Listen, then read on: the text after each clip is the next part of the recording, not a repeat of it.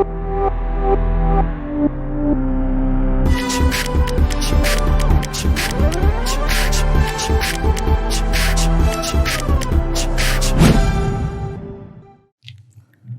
दोस्तों, तो अगला क्वेश्चन देखते हैं क्या बोला है। यहां पर क्या है, मेरे पास एक दीवार है और एक ग्राउंड है। मैंने एक सॉलिड स्फीयर लिया, ठीक है। इसका मास है कैपिटल M और रेडियस है R, ठीक है। जमीन और दीवार दोनों हमारा रफ है, दोनों में कोएफिशिएंट ऑफ फ्रिक्शन है म्यू, राइट। अब मैंने क्या किया, ये वाला स्फीयर को ओमेगा नॉट दिया, ये वाला स्फीयर को मैंने ओमेगा नॉट दिया और इसके ऊपर रख दिया, ठीक है। ये मैंने रख दिया। तो find number of rotations, number of rotations it perform before, ठीक है, बिफोर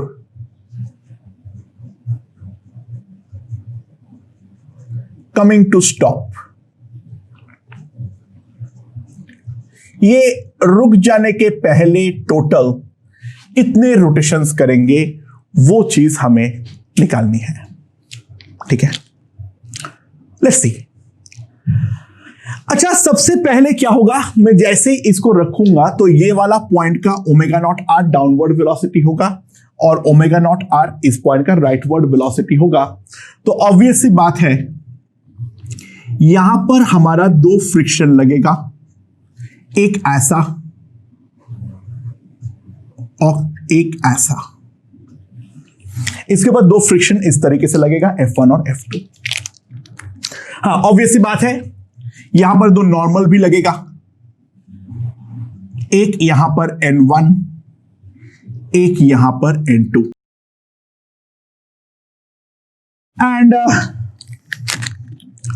ऑब्वियस सी बात है, यहां से एक mg लगने वाला है। F1 और F2 दोनों एक एंगुलर रिटार्डेशन पैदा करेगा अल्फा। एंगुलर रिटार्डेशन पैदा करने वाला, टॉर्क पैदा करने वाला केवल और केवल एक ही, दो ही फोर्स है, F1 और F2। I will analyse about centre of mass, क्योंकि इफेक्टिवली वही हमारा फिक्स पॉइंट है। यहां पर जो बॉल है वो डेफिनेटली हमारा ट्रांसलेट तो कर नहीं सकता है, तो फिक्स्ड पॉइंट जो है वो डेफिनेटली हमारा सेंटर ऑफ मास ही है, ठीक है। अच्छा, तो सबसे पहले क्या क्या इक्वेशन लिख सकता हूं, क्योंकि यहां पर काइनेटिक फ्रिक्शन है, स्लिपिंग हो रही है, तो F1 will be equals to mu N1 और F2 जो होगा that will be equals to mu N2। Now अगर मैं हॉराइजेंटल इक्विलिब्रियम के बारे में बात करूं, सॉरी मैंने यहां पे उल्टा लिख दिया, थोड़ा सा उल्टा लिख दिया, सॉरी, हमें ध्यान नहीं दिया, ठीक है।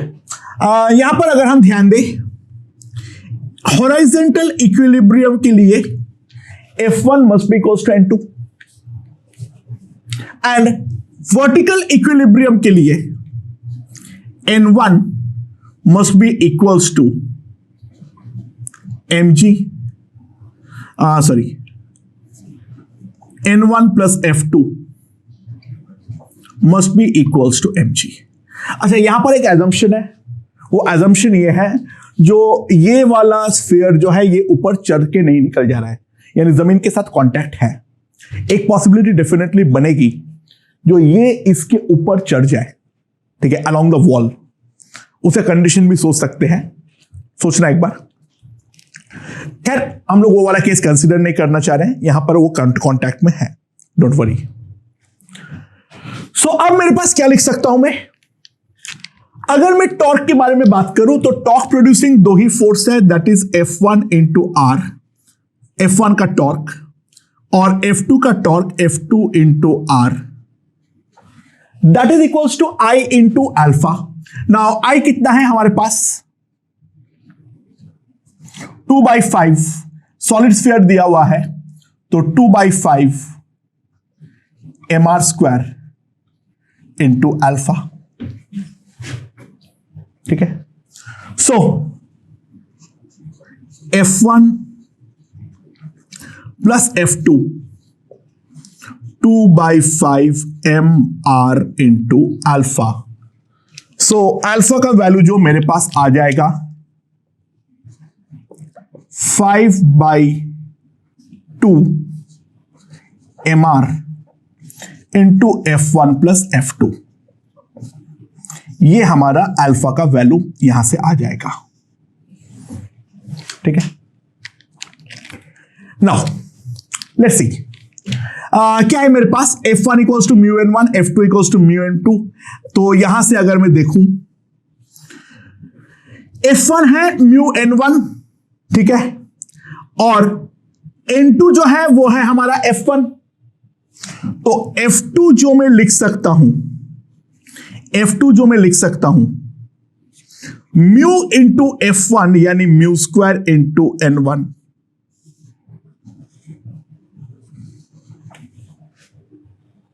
और इसको अब यहां पर पुट कर दो तो n1 into 1 plus μ², that is equals to mg।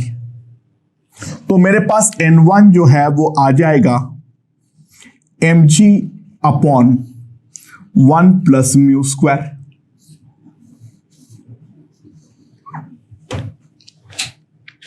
Right, so now यहां से अगर हम ध्यान दें, F1 है μn1, F2 है μ² n1, तो अल्फा जो आएगा that is 5/2 mr n1 into mu plus μ²।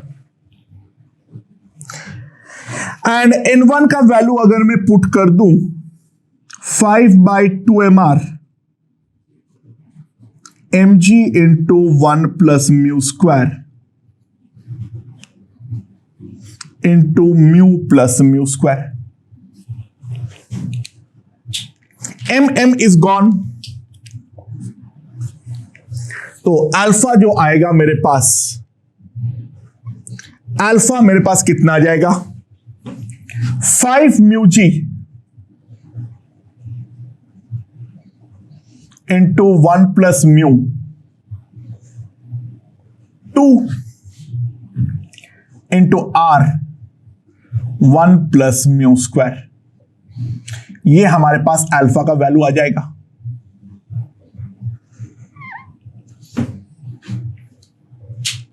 So total angle कितना रोटेट करेगा, फाइनल ओमेगा जो है वो हमारा 0 है, तो 0² equals to ω² minus 2 alpha theta. So theta जो हमारा होगा that will be ω02 by 2 alpha. तो नंबर ऑफ रोटेशंस n, एक थीटा, एक रोटेशन मतलब 2 पाई एंगल, तो number of rotations n theta upon 2 पाई, तो n जो आ जाएगा वो है ω02 by 4 pi alpha.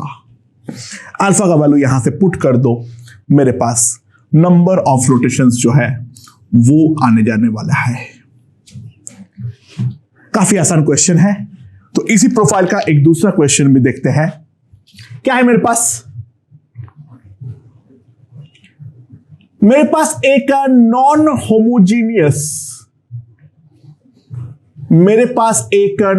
Homogeneous disc है, ठीक है,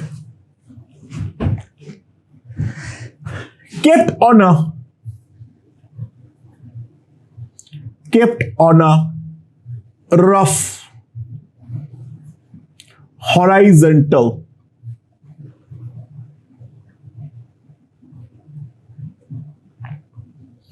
ठीक है, surface.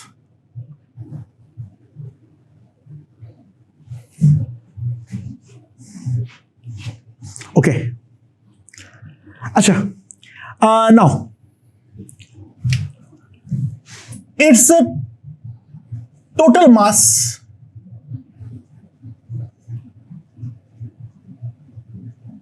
Is equals to m, और रेडियस जो है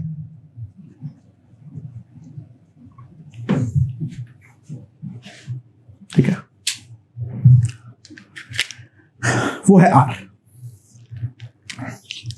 अच्छा, नॉन होमोजेनियस है। Variation of normal pressure. Normal pressure क्या होता है? Normal force upon area, normal force acting on it per unit area. Variation of a normal force, sorry normal pressure, ठीक है, with radial distance, with a radial distance r, that is shown in the figure। मैं एक graph दूंगा मैं, ये है pressure, ये है r। इस graph is something like this. ये कैपिटल R है, ठीक है। यहां पर एक वैल्यू दिया हुआ है P naught, but P naught is not known, P naught is not known, ठीक है, ये दिया हुआ है। The disc has now to be rotated with constant angular acceleration. The disk has now to be rotated with a constant angular acceleration, that is constant angular velocity। Velocity ले लो, acceleration गड़बड़ हो जाएगा, ओमेगा नॉट, ठीक है। तो find the external torque that has to be applied to the central axis। जो हमारा central axis है उस पे, उसके अबाउट कितना टॉर्क मुझे एक्सटर्नली लगाना पड़ेगा, जो हमारा ये डिस्क जो है वो constant angular velocity omega naught से घूमता रहे। ऑब्वियसली बात है, रफ सरफेस पे घूम रहा है, तो डेफिनेटली एक बात तो निश्चित है, जो यहां पर फ्रिक्शन जो है वो एक काउंटर टॉर्क लगाएगा। अगर मुझे इसको कांस्टेंट ओमेगा से घुमाना है तो फ्रिक्शन का जो काउंटर टॉर्क है वो मुझे एक्सटर्नली प्रोवाइड कर देना पड़ेगा अबाउट द सेंट्रल एक्सिस, जो कि उसका कोई भी फर्दर हमारा रोटेशन ना हो, फर्दर डिसेलरेशन ना हो, राइट। ओके, नाउ एक बात ध्यान दो, ये नॉन यूनिफॉर्म डिस्क है, ठीक है। तो मैं कोई भी अगर एक जनरल डिस्टेंस r पे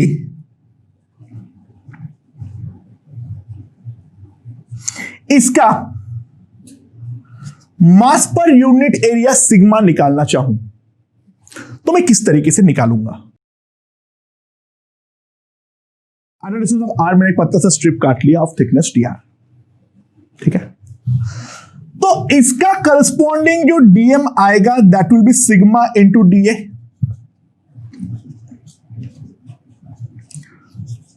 ठीक है, that is sigma into da। Right. तो इसके करस्पॉन्डिंग जो डीएमजी होगा उसी को तो हमारा नॉर्मल कैंसिल आउट करेगा। तो जो इसके करस्पॉन्डिंग जो नॉर्मल लगेगा ऐसे प्लेन के अंदर बाहर, अंदर या बाहर तुम जैसे देख रहे हो उसके ऊपर डिपेंड करता है।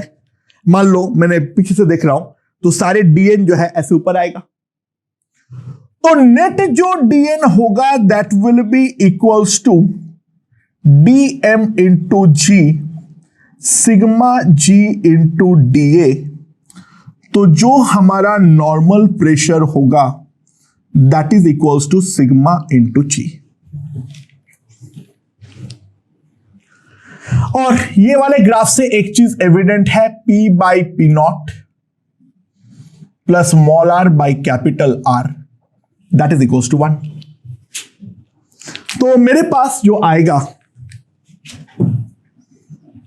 P नॉट, P का जो वैल्यू होगा कितना होगा, P not into 1 minus small r by capital R that is equals to sigma ji.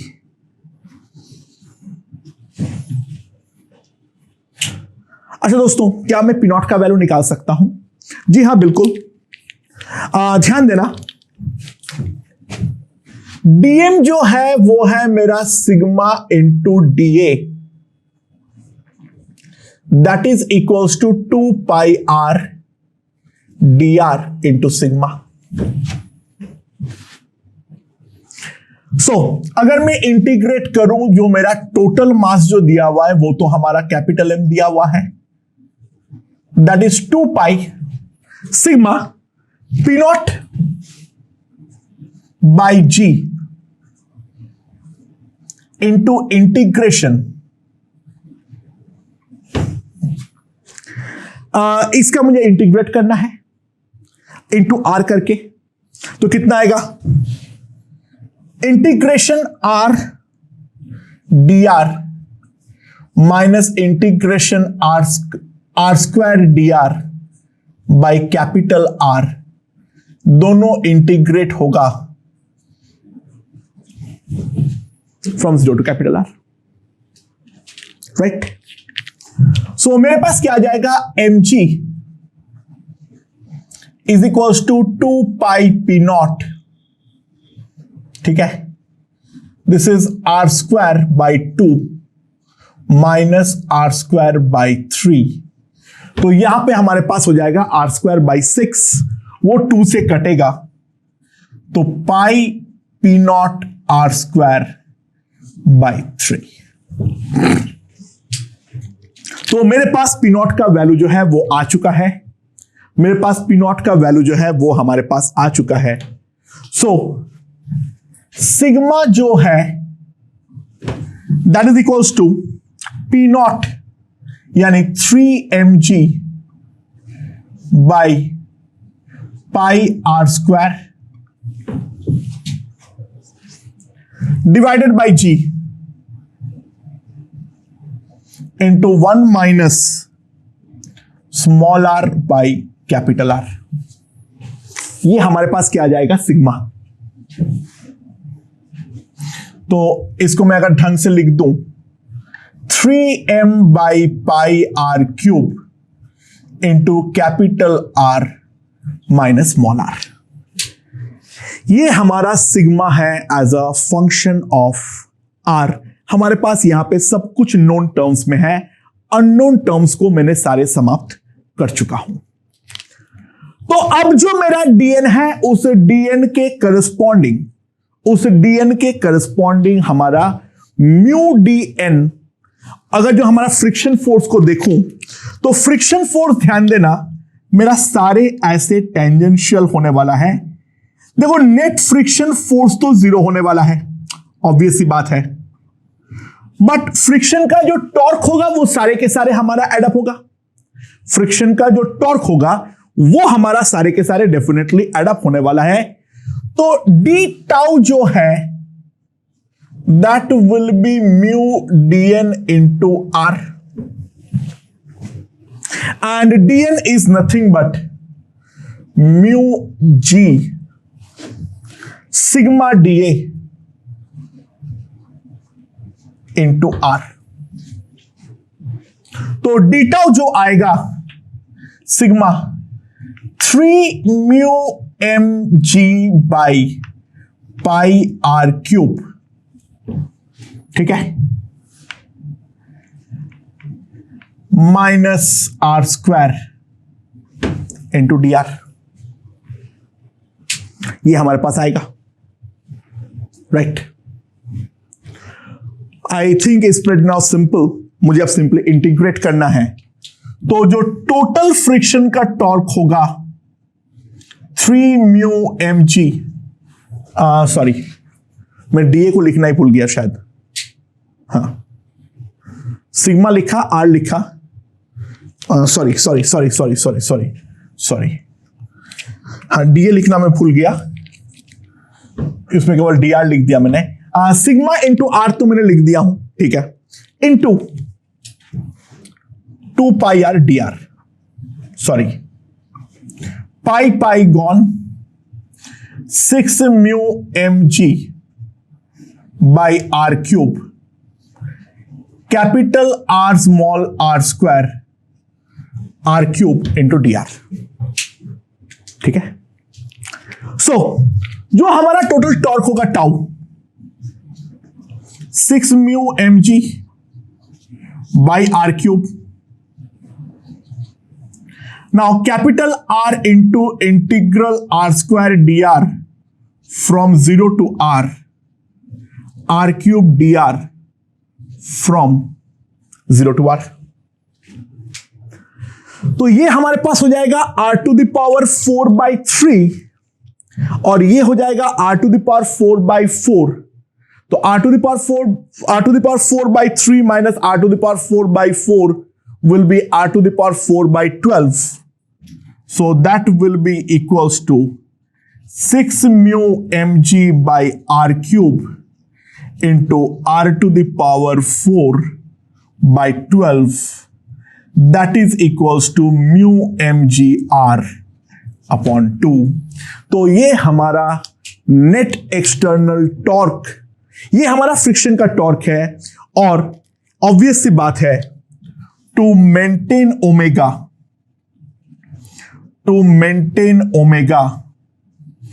Simple सी बात है जो मैं बोल सकता हूं, tau external must be equals to tau. तो टाउ एक्सटर्नल भी आ जाएगा mu M g R by 2। That will be the net external torque. Okay.